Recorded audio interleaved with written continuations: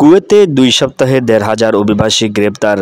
কুয়েতে আবাসিক আইন লঙ্ঘনকারীদের গ্রেপ্তার অভিযান চলছে। অভিযান চলাকালে গত ২ সপ্তাহে অন্তত ১,৫০০ অভিবাসীকে গ্রেপ্তার করা হয়েছে। জানা গেছে, দেশটিতে এক মালিকের ভিসায় আসার পরে অন্য মালিকের কাজ করা আবাসন আইনের লঙ্ঘন। এবারে অভিযানে প্রি ভিসার লোকেরা গ্রেপ্তার হচ্ছে বেশি।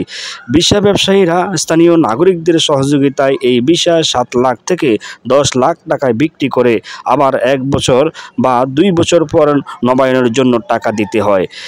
২ সপ্তাহের বেশি সময় ধরে নতুন গভর্নমেন্ট অফিস খোলার পর ২৪/৭ নিরাপত্তা দল গঠনের পর আবাসিক আইন লঙ্ঘনের অভিযোগে বিভিন্ন দেশের ১,৪৬১ জন প্রবাসীকে গ্রেপ্তার করা হয়। গ্রেপ্তারকৃতদের নিজ দেশে ফেরত পাঠানো সহ পরবর্তী আইনানুগ ব্যবস্থা গ্রহণের জন্য সংশ্লিষ্ট কর্তৃপক্ষকে বলা হয়েছে।